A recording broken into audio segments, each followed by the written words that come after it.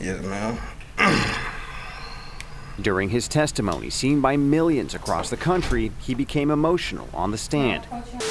His emotional testimony was credited with helping get a conviction and 10-year prison sentence for the killing of their neighbor, Botham John.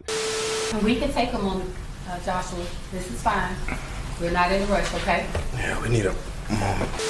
Police scouring a second Dallas apartment complex after someone shot Brown multiple times and drove off. Soon after, in a nearby hospital, Joshua Brown was pronounced dead. When Brown took the stand just last week, his testimony was credited in Geiger's conviction. Do you recall ever hearing someone say, "Hey, put your hands up," at a loud tone? No, ma'am. This case keeps getting more and more odd by the day. Botham John was simply chilling in his place of residence, where he calls home, when his neighbor, Officer Amber Geiger, entered his apartment and shot him.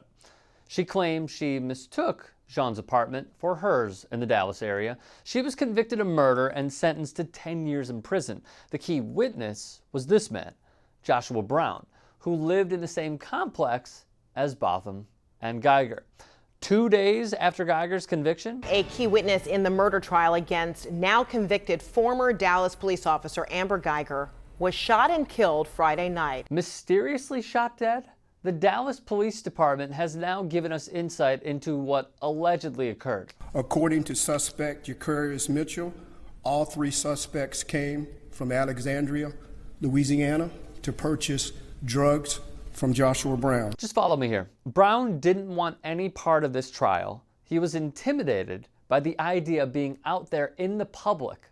It's roughly a 4.5-hour drive from Alexandria to Dallas, meaning it's a 9-hour trip just for weed.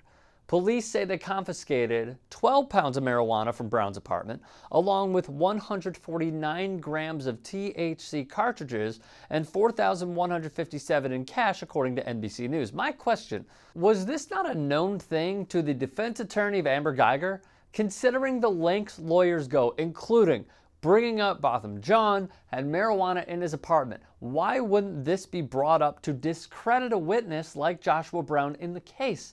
It just doesn't add up. Is it possible the attackers, Thaddeus Charles Green, Michael Diaz Mitchell, and Jacarius Mitchell, freaked out and fled the scene? Yes, it's possible. In a panic, did they not rob Brown? Of course, but it should raise a red flag. As one Twitter user notes, so they're saying these guys drive from Louisiana to Dallas to buy 12 pounds of weed from Joshua Brown, shoot him, leave the weed and money. He lived a floor beneath a police officer, then testified in a high-profile case publicly. Did the writers of Power write this?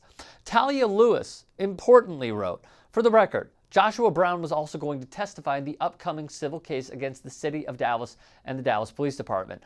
Another red flag. Considering that Brown lived in constant fear that he could be the next victim of gun violence, dodging death from a previous incident where he was shot, why would he put himself in this position if he feared for his life?